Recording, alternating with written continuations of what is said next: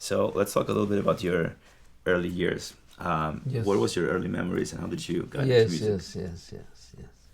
Well, in terms of influence, I was surrounded by the so-called Cuban pop music, which is when you talk about Cuban music, everyone starts moving like dancing or whatever. This is the pop influence, which is not the only one, of course. It's very curious. I was not interested in the pop world. I was living in a house in which music was going from morning to evening. Mm-hmm. My parents, my grandmother, and her brother were really very famous all over the world. Their name is Lecuona. Mm-hmm. Lecuona, in the early 20th century, from the 30s to the 70s, signifies the composer of the danzas negras for the piano, the famous comparsa, the famous malagueña. The most famous malagueña in the world is not Spanish, it's by a Cuban, and this was the brother of my grandmother. So it's quite funny, but this is not interesting for me. Okay. Not at all, nothing. These beautiful people, these rumbas, and even the most intense ones, which I really like, which are the Afro-Cuban music, which is near the ritual. Not the dancing danzones, mambos, cha-cha-chas, and so, which are very nice, of course. You can see beautiful mulatas dancing always, and then it's very nice.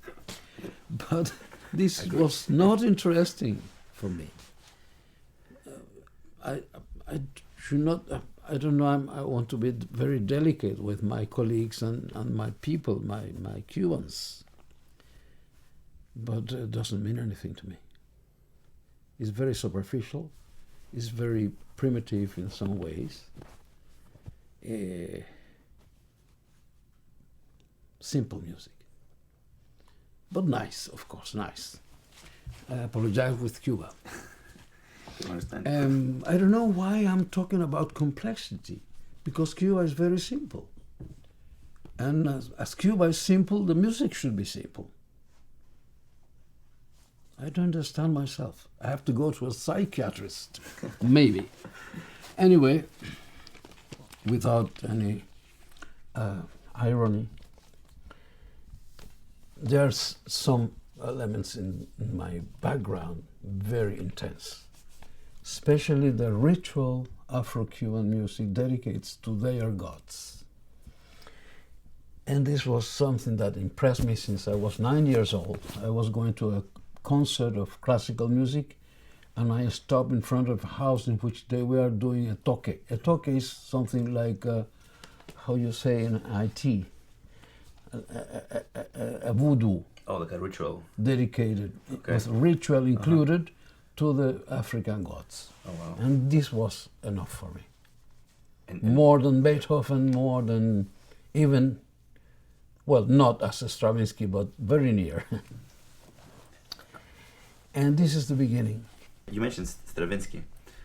It's known that particularly Stravinsky and Bartók Yes. had a very strong influence. Yes, on you. yes, because, well, I was illiterate. I was a normal boy of 9, 10, 11 years old. No music education. My house was full of music, but I was not involved. I was a child. And a child likes to play and have fun. And there are two different things in itself. So that's why music came later, when I was around 9. I was always very pleased with the so-called classical music. I don't know why. The first thing I asked my grandmother when I was 7, 8 years old is that I heard something I was impressed by, and I asked, Abuela, Grandma, what's this? I like this. This is classical music. And I don't remember the name. Later, I recognized the music by memory. It was something from Dvorak. Not the famous symphony, the other number 7, I presume, in G, the symphony in G. Fantastic. Not so well known. This was impressing me, and I don't know why. And I started learning music by myself because later I became orphaned. It's a very special way to explain it. So I decided not to lose time, and it's something that terrifies me even now that I am near 80. I have very little time. Maybe 20 years. When I will be 100, then maybe I cannot run or make my gymnastics. So I'm very worried about being 100 years old. Imagine when I was 8, 9, full of life, running like every child, and magnetized by this kind of music that was so-called classical music. Was far from a child of 9 years old. A beautiful rumba, a wonderful cha-cha-cha was nearer, but I was not involved with that. Very funny. That's all. That's all in the beginning. And then after being self-taught, I start seriously. This is the most important thing for me. It was starting like anything else. But when I start looking for errors in the music, a sonata by X composer, why he didn't do a development around this material or that material? Like, for example, in the sonata, the Wanderer sonata by Beethoven, or what I heard in the Fantasia, Schubert Fantasia for piano 4 hands in F. The development is perfect, or you know what I mean. And this other composer has no idea of the magnificent material he has in the coda, and he's wasting this music. He's only using 1 minute of these marvelous ideas. All this criticism makes me decide to do my own, and then my entire life changes. I don't know why. This is really mysterious, because then I became self-critic. It means that instead of being happy with what I am writing, I am very severe. And if I don't have in some of this music qualities which I consider, what I consider qualities when I was so young, probably I was maybe a little bit crazy. But I found tremendous qualities in Bartók string quartets. And even I prefer one of the late string quartets by Beethoven to some serenades and nice, beautiful masterpieces, like Tchaikovsky's Serenade, for example, in C, or Dvorak, or Grieg even. I was also analyzing at that very moment the homogeneous material, homogeneous structures. For example, I compare symphonies. I like the first by Shostakovich, masterpiece, the second by Sibelius, the third by Copland, the fourth by Vaughan-Williams, the fifth by Beethoven, of course. The sixth, I am dubious. Shostakovich, I keep Shostakovich or for the fifth or for the 10th, because I got him in the first one. which is a masterpiece he wrote when he was 20 years old. What an envy. Fantastic genius. This is my life when I was 12 years old. Then, fast forward a couple of years, you went to Juilliard. Yes. How was that? Well, 1959, with the triumph of the revolution, the Ministry of Culture offers to young Cubans scholarships.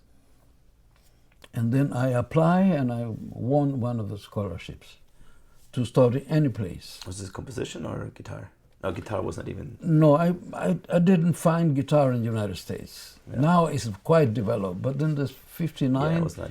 guitar in the United States was very poor. I'm sorry, I don't want to talk about countries. I'm talking about realities, Yes. which is different. I like that. I'm not talking about cultures.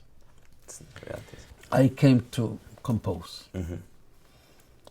And with a curiosity to know one of the most unbelievable schools in the world, without any doubt. Juilliard, at that moment, and I think it remains, I don't know, is one of the greatest schools in the world. And I checked it out when I came in. I was privileged because I got 2 scholarships for my own. So other way I couldn't because I didn't got money, but it was fantastic. And not only the maestros, but the library. Mm-hmm. The library was unique. If I tell you something, you cannot believe it. I wrote for the guitar 5 simple etudes, the first 5 etudes in the 1960. And at the end of 1960, once I came to the Juilliard library and these etudes were there. It was a simple edition Mm-hmm. done in the Cuban National Library. Simple little sheets of paper like this, in 2, like this. Done like you do it in your garage at home. Okay. It was done in the National Bibliothèque Mm-hmm. by a very good musician with an erudition really remarkable. Argeliers Leon, a musicologist, Mm-hmm. which I respect very much. And he was involved with a new generation, people from 19, 20 years old like me, and helping Mm-hmm. with these little modest editions. And in a year, less than a year when it was done, this score was there. I don't know what it means. We see the significance of your work. For me, it was a joy. It was unbelievable. Fantastic. And then after Juilliard, you were enrolled with the Hartt School of Music? Yeah, because in Juilliard I got a kind of godfather. One of the men I really admire without knowing him personally. He was there. I'm talking about one of the greatest cello players in the world. The only cello players that did recordings with Arturo Toscanini. Toscanini only did records with 2 soloists, instrumental. Leonard Rose, the cello, and Vladimir Horowitz, the piano. The rest was symphony, Mm-hmm. symphony orchestra. And Leonard Rose was there, was of course a giant. And the thing is that he heard me and he began a kind of godfather, protecting me, and he suggested me to get some money because I didn't got money. I was very poor. My country was poor, I was not rich. And then he suggested me to work in Julius Hartt, in the Hartford University. Mm-hmm. And this saved me for a whole year, and I got a privileged situation. But then United States broke with Cuba, and then I came back. That is. I don't want to. It's not so. I never say I did a mistake. I feel very well. I feel very well to give back the people that helped me here what they gave me to be a year and a half working incredibly there in Juilliard and Julius Hartt. Yeah. Then when you came back here, like you helped build a lot of initiatives here. You were advisor to the culture ministry. Oof, you helped I worked like hell, incredibly, and I was so happy. So happy. I give lessons. I started teaching counterpoint and harmony in the conservatory. The conservatory was very, very good, and I think I don't know, was an old conservatory in old Havana. It's called now Conservatorio Amadeo Roldan. It's not the highest level of education theoretically. Probably teachers' systems probably remains. And if they remains, it should be a very good school in Cuba. But I was happy. I was playing all over. In these years of the beginning of this period called the revolution of Fidel Castro, was a renaissance in the country. The first step was to reaffirm the personality of the nation. Nationality is not enough. It's not enough as a word. Personality is much more compact to define it. Cuba for many years was a kind of, and the so-called republic, which was a normal republic of Latin America, dominated economically by the United States as usual, which is not a problem for the United States, but for Latin America. And there's nothing else to say. We recover our identity, and this was very, very important for authenticity, for culture, and there's nothing else to say. I see. Let's speak a little bit about your body of composition work. What role generally would you play? Because the guitar compositions are just a small part of your overall work. Well, I start thinking that guitar was a point of departure, and after the first 10 years, I got music for every combination, and I was very happy. And I continue always splitting my ideas into all this because I love it. And I like to do it in this way. I help myself composing for film also. And the film industry was very early, and I was composing since the beginning. I was a co-founder of the industry of film, of the Cuban Film Institute. We were 8 or 9 people, 2 or 3 directors, the main figures, politically and culturally. The director, Alfredo Guevara, was assistant in Cinecittà, Italy, to a giant, Visconti. And Garcia Spinoza was assistant of another giant, Fellini. So these 2 guys were part of this beginning, and then they looked for me to do the part of the music, and I construct the department, the library, many things. And the same thing happens when I came into the Institute of Radio and TV. I reconstruct the sound department, not music, because music has two parts, sound and music.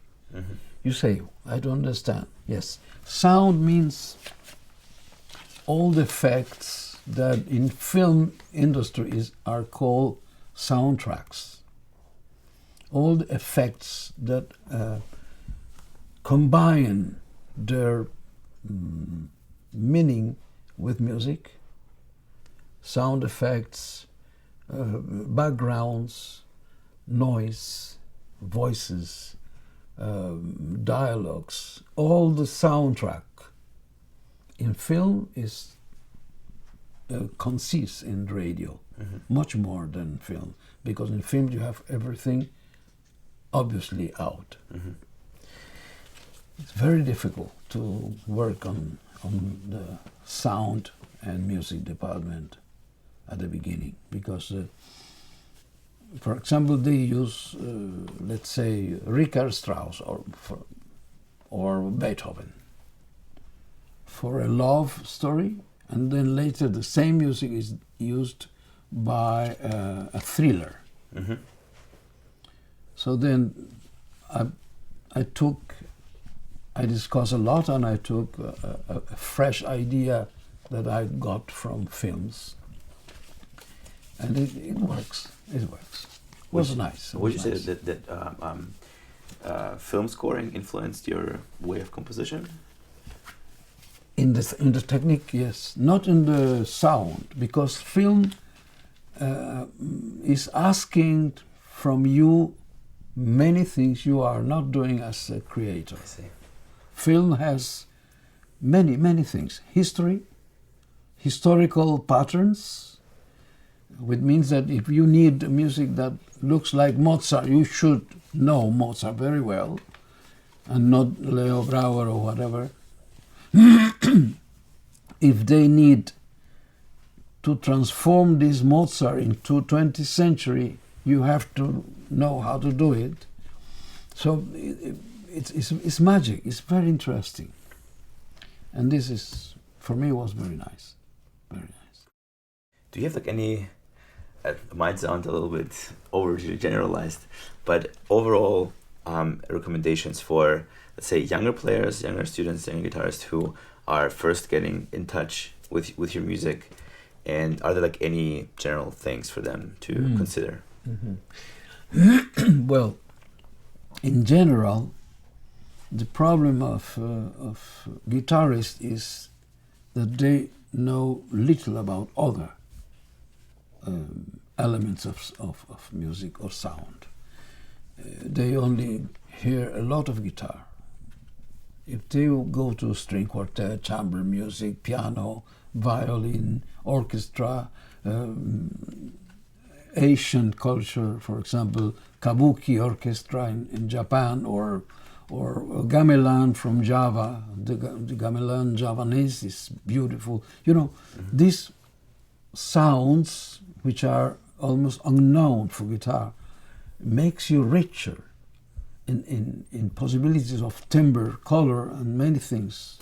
And also to know instruments technically. I learned a little bit of cello, I play a little bit of clarinet, cello, double bass, percussion, piano, and this helps me very much. For example, I took elements from the violoncello in the guitar. Yeah. And the articulation of violin, which is very important, is not present in guitar teaching. It's very simple to explain. We are prehensile. Human being is prehensile. We are born and the baby makes like that. Okay. Yeah. This means that is organic. Then there's something which is not organic. What? The contrary. Yeah. Nobody teaches how to take out the fingers. That's it. Yeah. In 1988, where one of your Havana International Festival took place, Yes. Rose Augustine from the Augustine Foundation, who Oh, visited. I visited. love her very much. She wrote in the Guitar Review, and I want to quote this real quick. Oh, I came away with a love for my gracious and generous hosts, and with a strong desire to know them better. In keeping them and their art out of our country, whom do we punish? Where do you see music and cultural exchange as a way of building bridges? oh, this is absolutely necessary. It's not usual, unfortunately. And I think that the communication, not only in different countries, among different approaches to culture. For example, I think that when I came to Japan several times, I came 5 or 6 times, I don't remember very well, but were unbelievable. And I got in touch with all the extension, which is enormous, historically, all the extension of Japanese music. Instruments, technique, significance, theater, just music in general, historical facts, contemporary composers. And I was enriched by this contact. And some of the instruments and some of the players of koto, shamisen, many instruments, shakuhachi, the instruments of wind, were a revelation, absolutely. I knew by records many things before, from the great classical tradition of 2,000 years old to contemporary great composers, Makiishi, Matsudaira, Takemitsu, and so on, and so many other ones. By organizing those events and inviting all this, I think in that particular festival, you had guests from the States, from Russia, from Europe, from all over. Was that an attempt from you to facilitate? Yes, in 2 ways. One was also an attempt to communicate and also to make my people to hear and to know. To know and hear all these treasures which are not common in any radio all over the world, because radio is commercial, unfortunately, except with some spotlights. Classical radio. Every country has a classical radio. But at the same time, this classical radio is committing the same mistake. They are too classical. You know what I mean? Yeah, radio classical. Okay, Beethoven, Mozart, maybe Stravinsky, that's all. You're too classical. Come and put me something from India. A couple of ragas by sitar or winds and things like that. Put me something from Japan. This is the idea. What would you advise aspiring musicians to how to find themselves artistically and musically? People who aspire, to start, are crazy enough to start a career in music, and I think there's no better example than somebody like you who achieved everything that can be achieved in music. What advice would you give? It's very complex. The question, there are several answers on this. If we go back a little bit in history, to give advice to young people is very delicate, because they are full of energy and I suppose knowledge and attitude toward more knowledge and more accumulation of the information. So I think that we must give the chance to the new generation or the new contact with culture to get their own decisions and start then comparing if they have enough information, basically. In simple terms, an advice is always just ideas, not obligatory, not military information. Not military information. That means that this is like that, and there's no other way. In terms of art, there are many confluences, many ways, paths to walk out of any situation in particular. I remember in Cuba, many years ago, some directors in the radio network and so, quite military-like. I mean, this is my orientation is that, and we have to do that. So at that very moment, the whole movement suffers of a kind of reduction, and the rhythm of everything, instead of flowing, was rallentando, was slowing. The rhythm was like cautious, like afraid of moving. And until these ideas and these people were out, it was really terrible for a couple of years. I don't remember well. I think that any solution should be, especially the very difficult ones, should be analyzed carefully. And as Ortega y Gasset, the philosopher, says, I am me and my circumstance.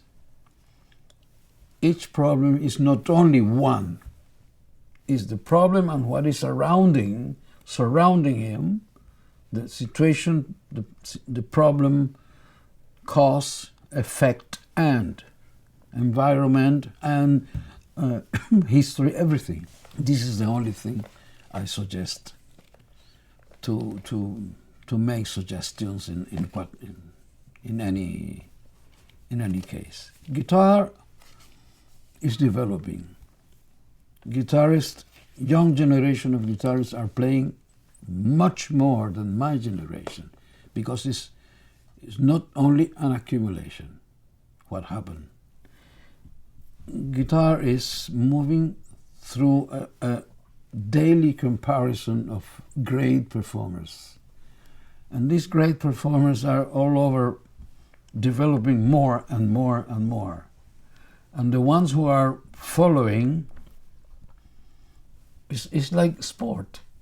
When the champion goes and climb or whatever, until here, nobody can be under. Everybody wants to go on. So it is happening. For example, I remember when a fantastic duetto came light. It was Assad Duo, the Brazilian duo, my friends. Before they were a couple of duets, very, very important ones, but they disappeared for personal reasons and whatever, were Ida Presti and La Goya in France, and was in Brazil also, Abreu brothers. These two duets were really extraordinary, but they fail, they disappear. We are not going to analyze.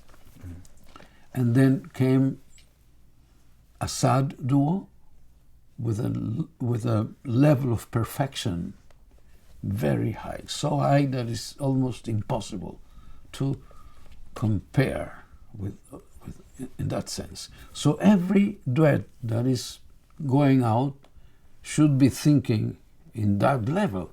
And this is happening also with the soloist. Great masters are references.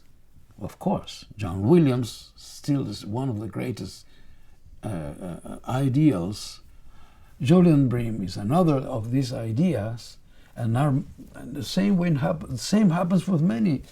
For example, Paco de Lucia in the flamenco is very high barrier to I don't mean to play more or do more, just to arrive into that level of genius. And so, but it's important that these levels are existing, because this is the motor that moves the young generation to work like hell. And of course they are doing it. The young guitarists are playing fantastically. If I have some advice, is only one: to hear a lot of other things, other instruments, other performers. Just for saying one, there is a famous pianist all over the world who is very good. His name is Lang Lang. He's a Chinese. He's very good. But there are incredible genius in the piano. For example, Zimmerman. Christian Zimmerman, the Polish, is possibly one of the greatest pianists I ever heard.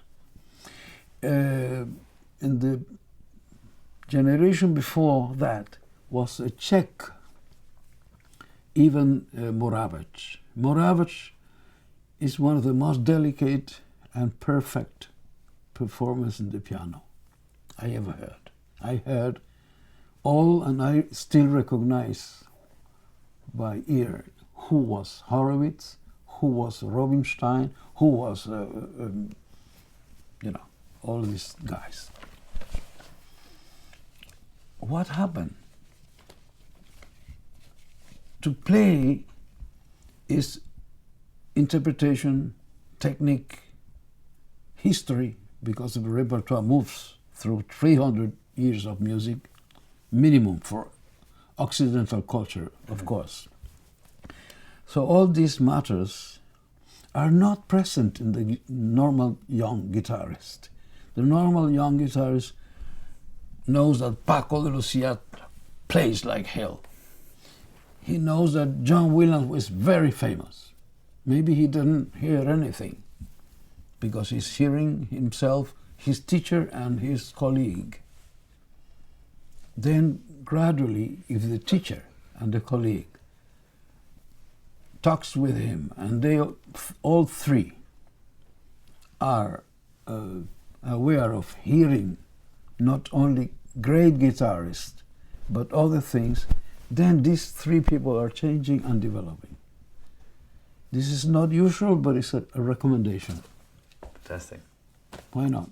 Let's talk a little bit about Rose. Rose Augustine was very significant figure,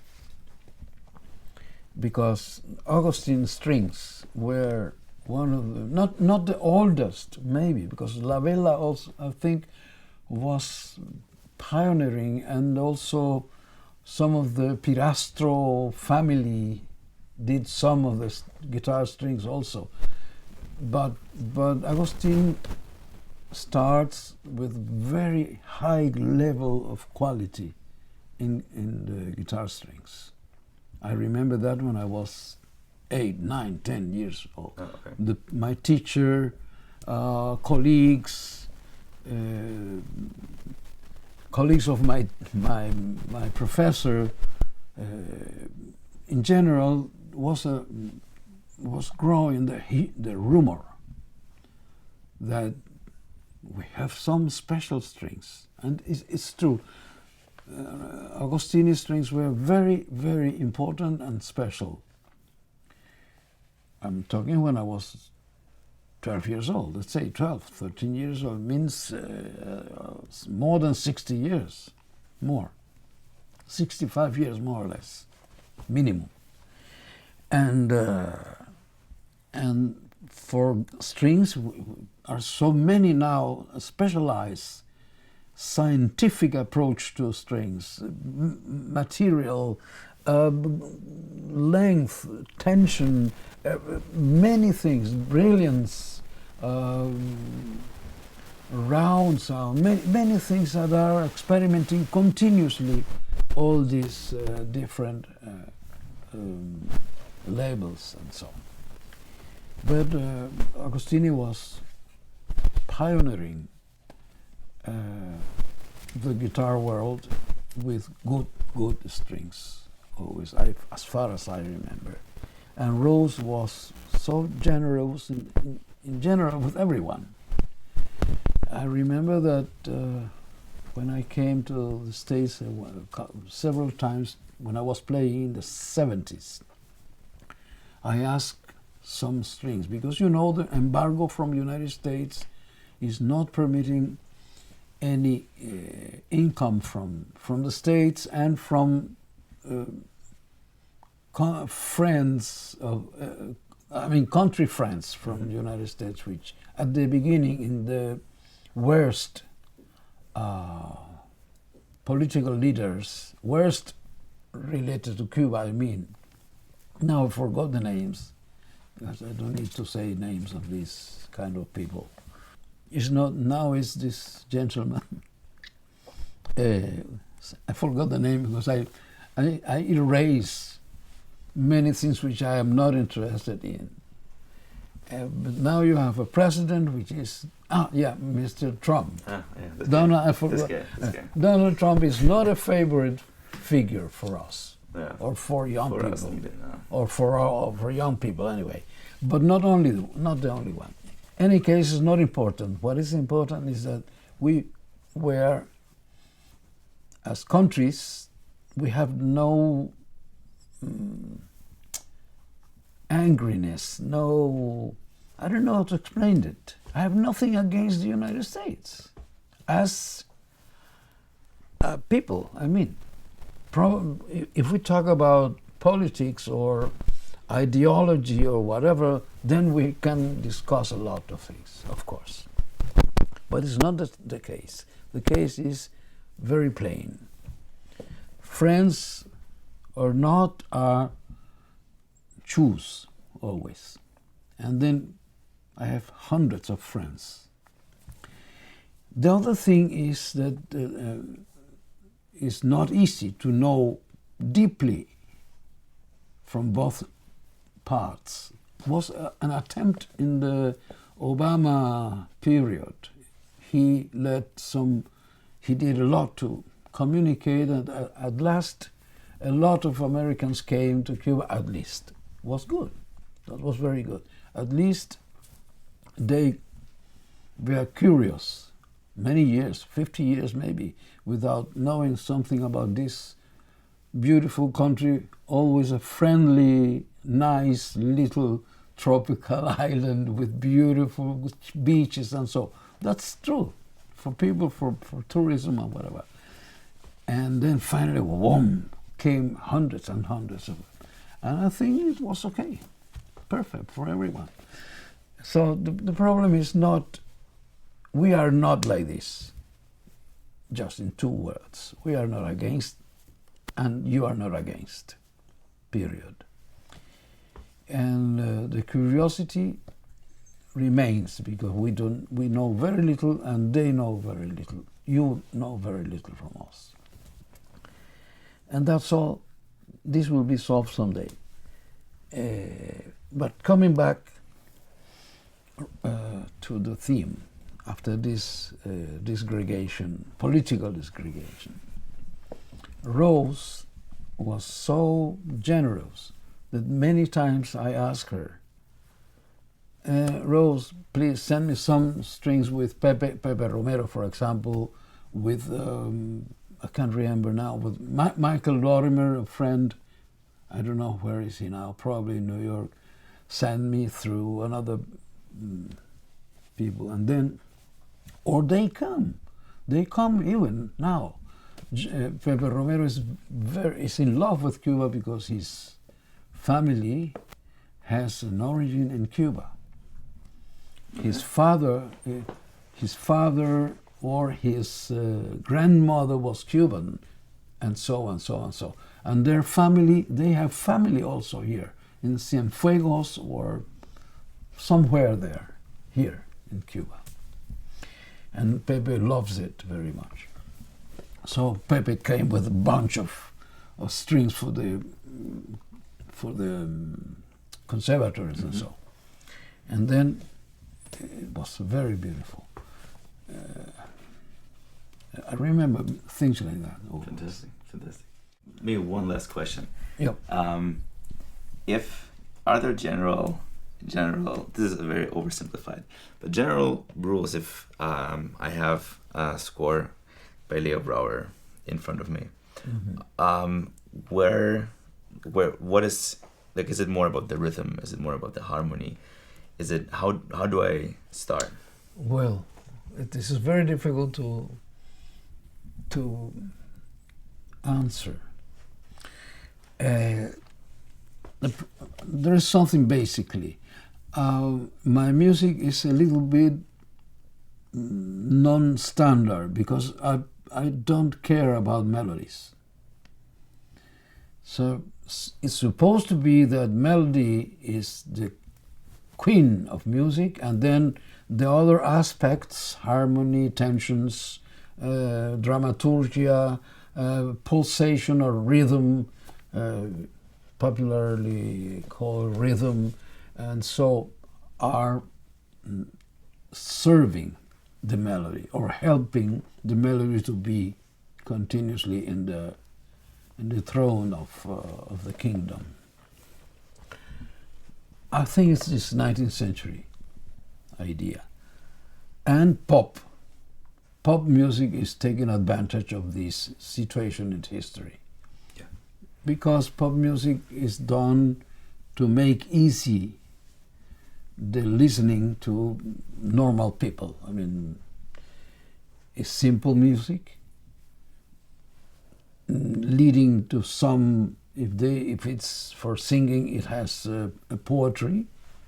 Usually is a poetry related to love, and mainly love, which is the main theme. The harmony is serving these melodies. The melody has a standard cliche. There are many cliches which are there. I can make it in one class. In half an hour, you can learn how to do the most successful songs and get a lot of money about it. Please teach me. Okay, I can do it. I did it. I did it once, and I did a challenge with an Englishman, a composer, and say, well, we are going to do a theme that could be, you are going to reproduce this at the same time with these other things. And I am going to send you music, and this music will be in the hit parade of the 10. Okay. How are you sure? Because I know all the cliches. And then I took my people and said, look, let's build out a song. Then I took 3 songwriters and 2 orchestrators beside me. I gave them the tricks of the orchestration, and I gave the structure of the song for the 3 composers. The 3 composers are very well known in Cuba. Pablo, Milanés, Silvio. Then I gave a song pattern to them. Then I said, each one is going to do 1 verse. These verses are going to be unified by the instrumental rock style done by Paul Menendez. The harmony, the background in strings will be done by Sergio Vitierra, he's dead now, anyway. And this is the plan. I gave them all. And he was in the 2nd place with Michael Jackson, and I don't know which one. Wow. Was there. I will never forget it. Noel Nicola is dead, but Pablo Milanés and Silvio Rodriguez are alive here. They know that. Great. All right. Yeah. It's simple. It's cliché. It's a cliché. It's fantastic. This was done in the 80s, near the 80s, yeah. Was a famous program from United States in Cuba in the 80s. The hit parade. It's called, and in Spain and other countries it's called the principals. Mm-hmm. In Spain are los 40 principales. Mm-hmm. So 40 songs. They all sound the same. It's crazy. So and anyway, that's life. That's life. All right. Thank you so much, Maestro. Thank you. Thanks.